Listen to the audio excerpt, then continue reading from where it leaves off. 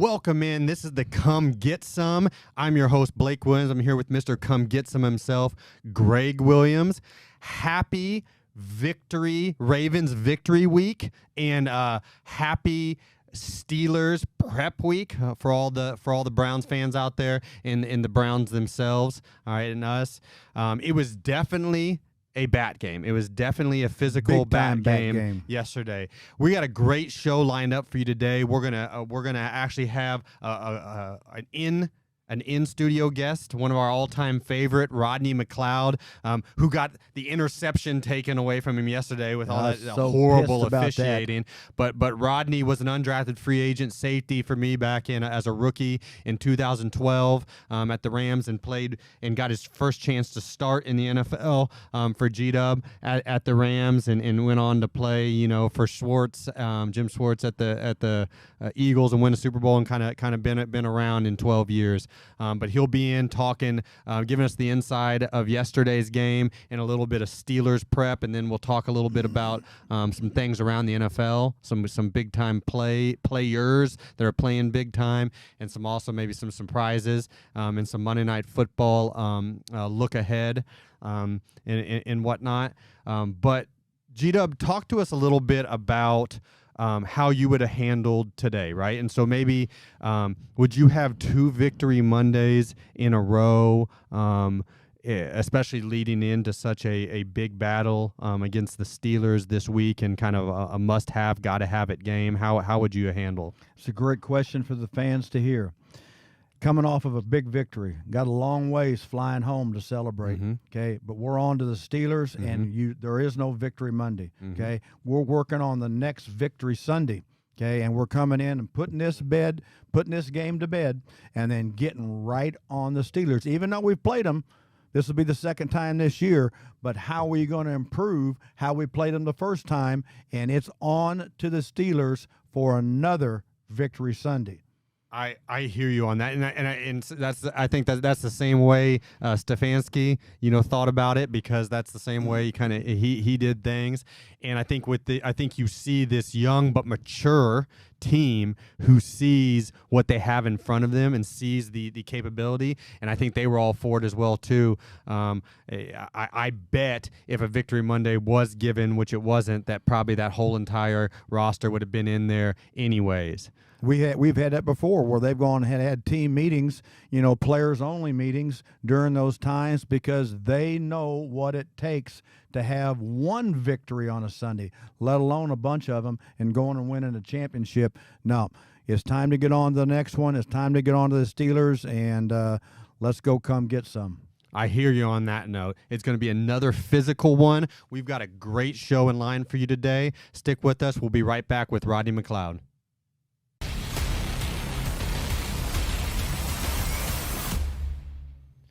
Welcome back to Come Get Some Victory Monday. We're back here. All right, I'm your host, Blake Williams. I'm here with Mr. Come Get Some himself, Gregg Williams.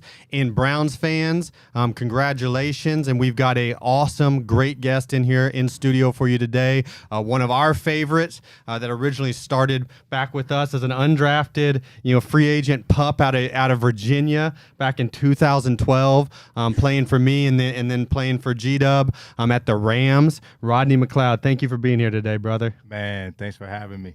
Could you have ever believed that you'd be on a podcast, a TV show with me? Nah, never. This is one guy I never thought I would see behind the microphone, right? Because he has no filter.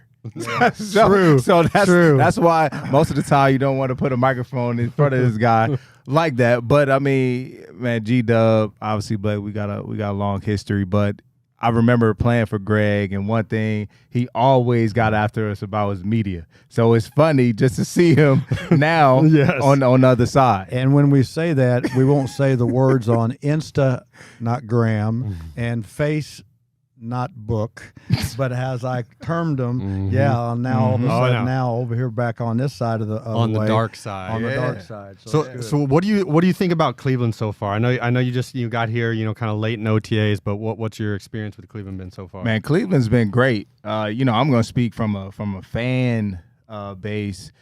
this is top notch. You know, I played St. Louis, had my time in Philly and Indianapolis, and Philly and Cleveland, they run neck and neck. You know what I'm saying? And they come out to support. They're loyal.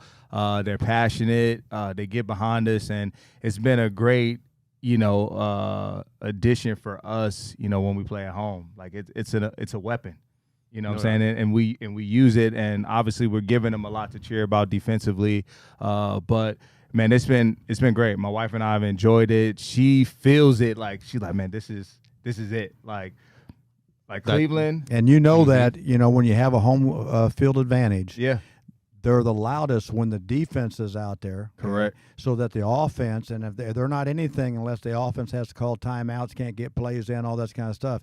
This is one of my favorite fan bases too. Yeah. And I'm glad you brought that up because these people here need to know that. Yeah, I'm telling you. So on that note, what led you to making that decision to come here? I mean, I know you were in, you know, for the fans out there that don't know, right? In at the Rams for a number of years to start his career, and then at Philly for a number of years, won a Super Bowl at Philly, and then in Indianapolis last year for a year. What led you to sign here? Really, it was a number of things. I look at the roster, you know, being one, very talented roster, built to win now. And when you talk about a guy who's 12-year veteran, you know, my time is limited, right? And so understanding that, I wanted to come to a place where, you know, I would be in good company. And I think everything that I saw from afar and saw on paper has come to life over the course of these, you know, past few months in the beginning of this season. And then I think secondly, you know, it had a lot to do with Andrew Berry, who I've had experience with in Philadelphia, understanding that he knows what winning looks like. And he's going to make sure that he puts the right pieces in place in order to have success. And then finally is Jim Schwartz, somebody that I've had a lot of history with, being in Philly for 6 years, playing with him for 5, winning the Super Bowl, knowing the type of leader he is, the cultural shifter he is very similar to G-Dub, one of my favorite coaches that I've had a pleasure to stand or to play for, just because of the values and accountability and being able to get the best out of your players. And it's consistent no matter what. And so it was a no-brainer when, you know, they called me up and asked me, you know, would I like to join the team? And I said, you know, absolutely. And, you know, Jim was on staff with me back in the Titans days and everything, and he's one of my all-time favorite coaches, one of the all-time best coaches I've had a chance to work with. And I'm glad you brought that up. Yeah. What's it like, you know, as we talk about Jim, like what's it like playing for Jim Schwartz in this scheme, especially like specifically DB, right? You've done it twice now. What's it like playing DB in this scheme? Why is it so friendly or tailored to you guys? Yeah, I mean, he acts a lot out of 2 positions, and that's D-line and that's secondary. You know, D-line, you know, we look at them as our engine, and in the back end, you know, we're the nervous system in the safety room and the tip of the spear as a corner. And so we constantly apply pressure. In order to do that, you have to have guys who can cover in the back end and make things right. When you have a defensive line that's able to wreak havoc and you give them license to do so, then it's up to us to make it right. And, you know, we all know coverage and rush work hand in hand. So, you know, particularly safeties, you know, you need a safety that can cover. You need a safety that can roam the middle of the field and do those things, and versatility as well. And that's what you're seeing a lot more of, you know, nowadays. And Jim really relies on that. It allows us to be a lot more flexible in the back end and our coverages, being able to disguise a lot more and do a lot more things because of the skill set of the entire room, both in the corners and safeties. I mean, and you see it out there. I mean, I think our fans see it out there. They love it. They love the brand of football they're seeing. And speaking of applying pressure and also being cool and calm under pressure, we got to talk about that game yesterday. I mean, that was an instant classic. No matter how many games we've all been a part of, that Cleveland, fans have been a part of as well too. It was a easily recognizable instant classic, game of the week. Yeah. Talk us through and take us through that game. I mean, I know there was a lot of adversity, the early pick six by our offense, some crazy calls, getting your pick I taken know, away. Your man. interception We were taken throwing away. stuff. We We were throwing stuff at the screen. Oh my God! Our own pick six to tie it up, Yeah. miss PAT to tie it up. Yeah. But never say die. Take us through yesterday, the game, the mentality on the sideline, the whole thing. Man, emotional win. Very emotional from the start to the finish. I mean, you talked about some of those plays that you just mentioned happened in the span of like 5 minutes within the fourth quarter, right? Like, and that just really summed up the game entirely. And what I think in the grand scheme of things, looking back at this game, I saw growth from our team. And what I mean by that is in some of these situations where we've had adversity strike early on in games, you've seen us waver, right? But what I saw yesterday was a bunch of guys that did not flinch at all, that really stood tall in that moment, and have faith in one another, right? And we talk about team. That's what we always break it down on. And you saw that come to life yesterday.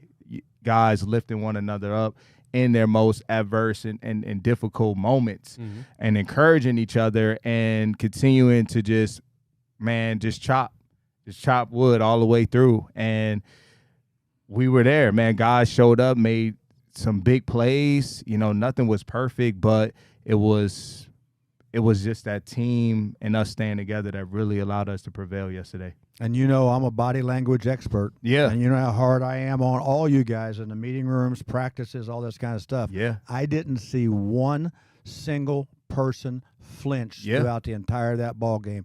And that is a direct way about how you go about doing everything. You can't just show up and expect that to happen on game time. Correct. You have to be that every single second of every day. Yeah. And it made me proud. I'm telling you that. It made me proud. Yeah.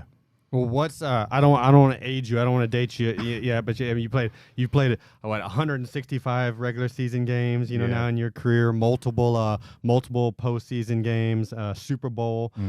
Where does yesterday, the physicality and the kind of the remembrance of that game rank, and what also for a young team, building team like this one? What do you think a win like that does for them?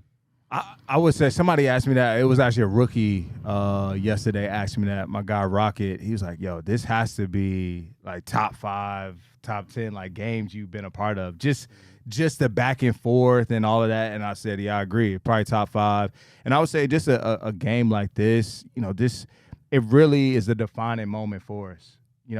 I think it shows exactly who we are. Like I think up to this point we were wondering who we are. But yesterday was the proof. That was the stamp. And that's what we need as we go on this back stretch. No doubt about that. And that doesn't happen like striking a match. That doesn't happen like just say, all of a sudden, I think it's going to happen.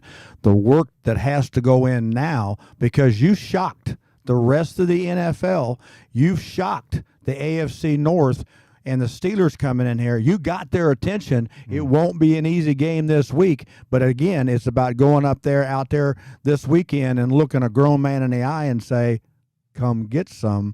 Let's get ready to roll again. And you guys got that, and it's a great belief and a memory for everybody to share. Well, thank you very much. Stick with us, and when we come back from break, we're going to talk a little Steelers prep with Rodney. Be right back.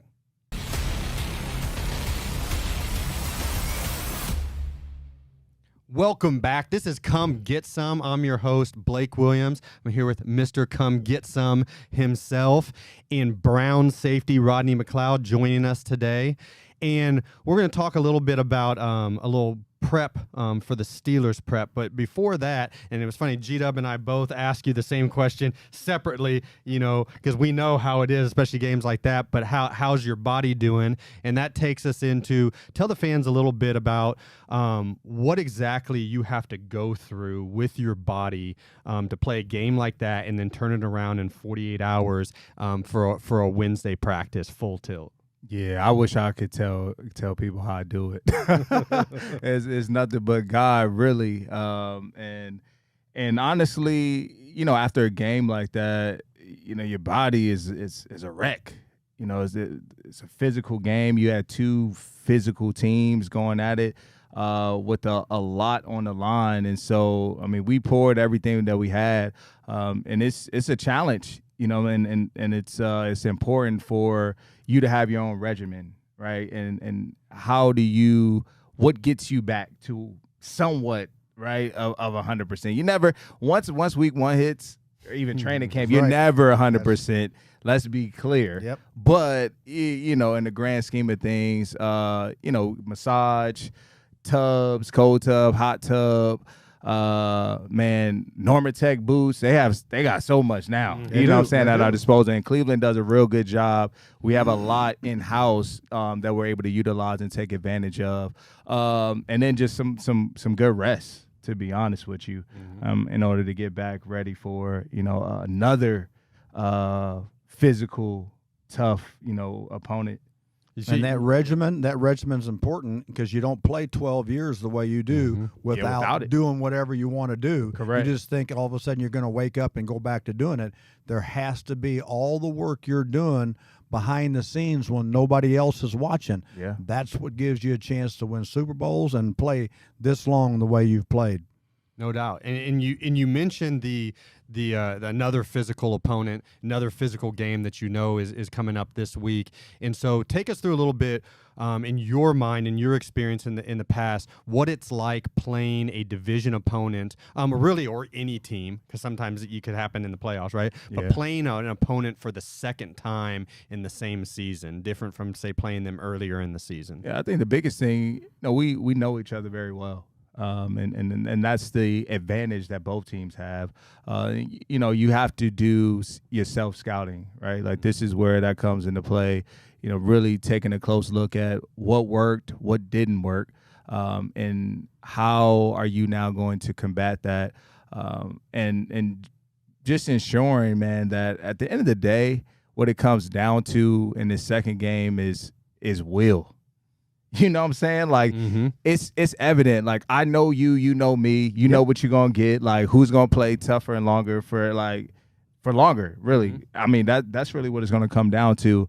Who has more heart, who has more passion, who wants it more at the end of the day. And so when I think about it, of course, you got to study, but, man, when we line it up, it's about that. Yeah, exactly. That's what we saw yesterday, right? Yeah. And that's what we saw yesterday. Yeah. We know we got another one this week. But we definitely understand what took place that first game. So it's redemption for us. The same thing was on our mind yesterday. But I think for us, it's just continue to have that chip on our shoulder. Nobody thought we would be where we are today. We still have a lot of games left on the schedule, but this is just the next one and the next team that's in our way of getting to where we're trying to ultimately get to. I hear you. With that specifically, thinking about and you remember we used to call it our postmortems, like back in the day, right? And whenever win or lose, victory Monday or not, right? You're gonna kind of get there and have the full on debrief of the game, right? So that when you play them the next time, whenever that is, you can pull out those notes and talk about that, make book, right? Yeah, I still keep the notebooks. G-Dub taught me that. Still got all of them. Taught me it as well too. I've been teaching players it forever as well too. Right. And so what specifically, or maybe some things that come to your mind that are going to be the keys to beating the Steelers? I think it's this first on our list every week. Stop the run. You got to make them one-dimensional. When we've seen us have difficulty with teams, and when we've been on the losing side, a lot has to do with the run game. And so the D-line, as much as we have the talent to rush the passer, we have to earn the right to rush the passer. You know what I'm saying? And that goes for all of us, right? We want to get interceptions and those things. Like, all of that can happen when we do our jobs first, which is make a committed effort to stopping the run. And then after that, just making it uncomfortable for 8 in the pocket.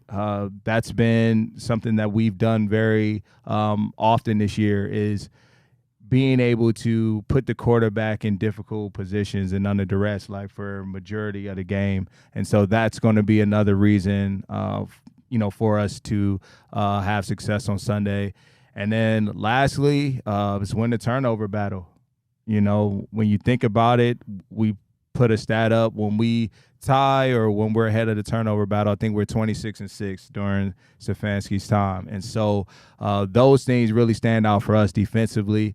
And that's really, our mindset is stop the run, make them one-dimensional, make them uncomfortable, and then win the turnover battle. Amen. And you know what? That's what we've been talking about for weeks up here about how this team is built. Because you actually listen more in the meetings than I thought you did, because that's how it is every week. And then when you stop the run and you win the line of scrimmage, you're looking at another grown man in the eye and say, no, it's my blade of grass. Yeah. And then earning the right to rush the passer, earning the right to go make plays on passes is becoming when you stop the run. Yeah. And that's going to be a big part of it. And number 8, just as you said, is uncomfortable when they can't run the ball. Okay, and that's going to be a big part of this week. Well, we talked about, and I think this would be something interesting, for the viewers to hear, right? So we talked a little bit right there about making book, right? About the all the things that go on behind, in your own personal study of an opponent, right? So take us through what your process is, beyond even outside of the meeting rooms, outside of the umpteen hours of meetings and stuff like that that's team sanctioned. But take us through your process on preparing for an opponent, what that's like on a Wednesday, maybe what that's like on a Monday or a Tuesday. Yeah. But from when do you start preparing for the next opponent, and then what's kind of like your daily process? Like, what do you do? Quick summary.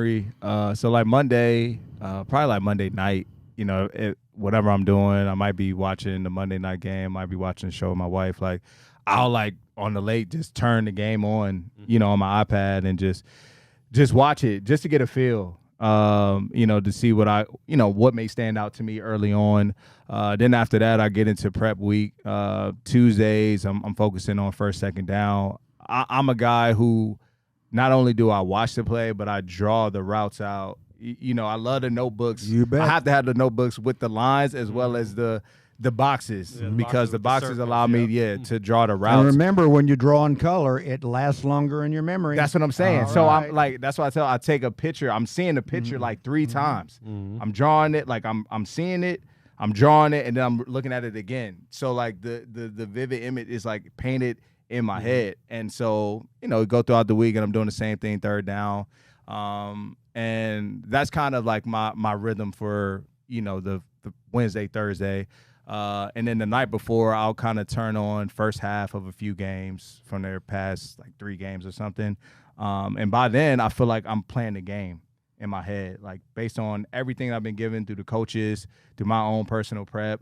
Like, I'm taking myself through the game in that moment. Like, okay, first down, like, what have I learned throughout the week? Like, what am I thinking by personnel, or something pre-snap has told me something. So I'm playing the game before I even get there. And then on Sunday, man, everything all the work I put in just comes to life for people to see. Well, thank you, Rodney, for being here with us today and talking through that awesome game yesterday. We won't hate on you too much for having maybe some Steelers colors, some Steelers colors on today. Hey, it's all. Hey, we want those terrible towels to be brown and dirty. Come Sunday. But appreciate you, brother. Really proud of you, and good luck this Sunday and the rest of the way. And always remember, I'm on call. I'm available to come in and talk to anybody about how to sit in a chair and pay attention and look at me when I'm talking. Hey, we've got to break. We've got to break Rodney's segment with the "Come Get Some," just like we broke every single meeting, every single week. Here we go. So on 3, we'll break with "Come Get Some." Get your hands up here, okay? And you're going to break them when I say break, but then you're going to say "Come get some." All right, ready? Ready, break. Come get some.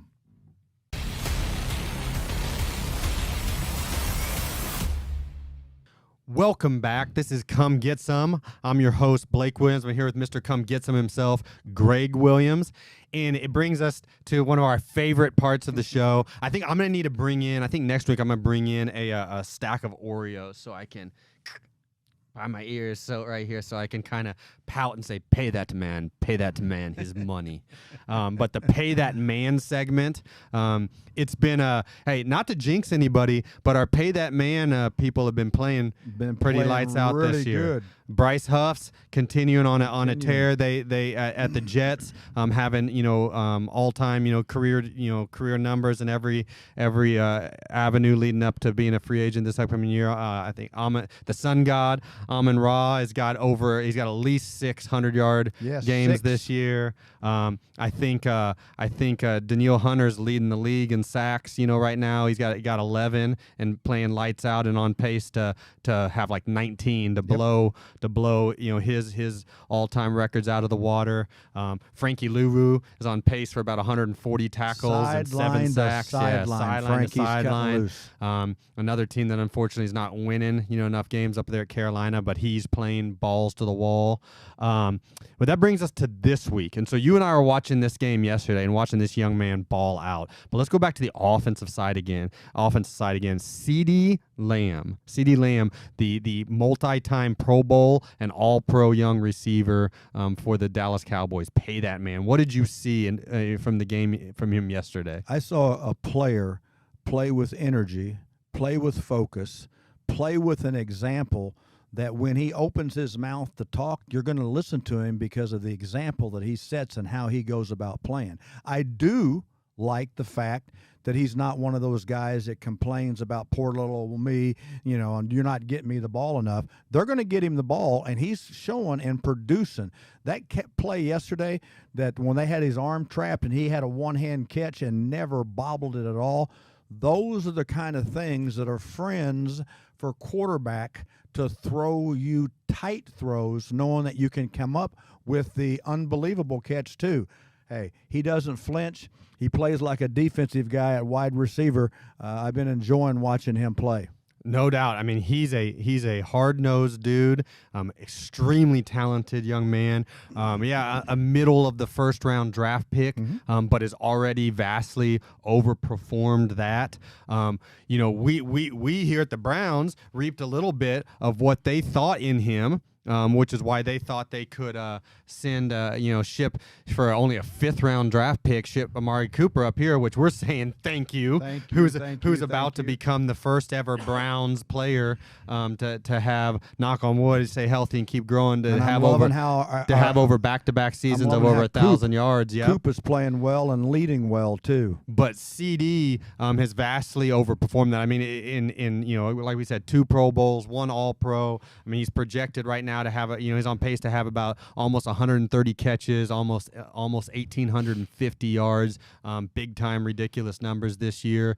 And for the viewers out there, honestly, I hope they are able to get it done. I think it sounds like they'll be able to get something long term done, and that honestly. That 5th year, that 5th year option thing, in the grand scheme of things, truly is a detriment it is. to the players, right? Because you usually only exercise it on a player that has played beyond that. The team exercises that option so that they can get him on the cheap, right? But they maybe got some sort of issues financially, cap-wise or whatever, where they say that we can't pay him yet or whatever it may be. But if they don't think the guy's worth it, they want to let the guy walk. They're not going to pick that up, right? And so a player like CeeDee's ability and the way he's been playing and vastly overplaying that sometimes get robbed a little bit when that happens, when the 5th year option comes in, and so hopefully they take that off the table. Don't make him take on the risk of playing under the 1-year contract, and give him the security that he deserves, and paid for that production that he's been given them. And this brings a smile to my face because I'm going to see him in a couple of weeks. But I love the fact that I'm saying, Jerry Jones, pay that man. When I see you in a couple of weeks, let's see if we talk about that too. Amen. You're going to have to bring that up to him. I know you will, because you're not bashful. I'm not bashful, and he knows about other things I've talked to him about too. Well, thank you very much. Stick with us, and when we get back, we're going to talk about some other around the NFL storylines.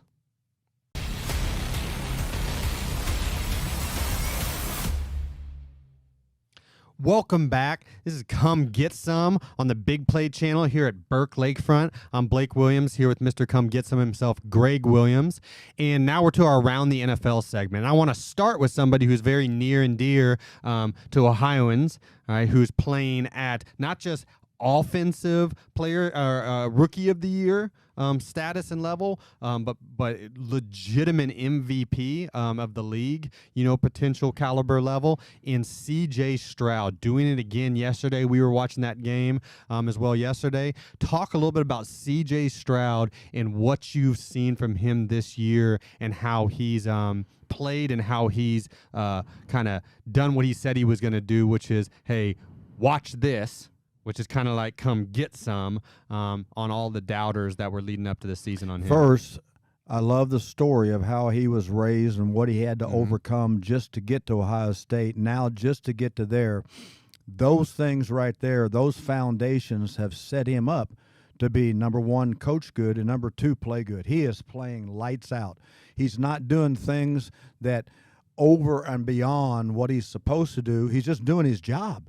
He's executing his job. I think the Texans are doing an outstanding job as coaches, checking their ego and then doing what the players can do. What can CJ do, especially as a rookie? Okay, get him a chance to get the ball in his hands and do the things he's good at. And he's been outstanding. He doesn't turn the ball over. He protects the football, and he gives him a chance to put points on the board every time he steps out there. And talk a little bit about that system, right? So talk about a little bit about that modern Shanahan variant system. I think we see it now with Brock Purdy.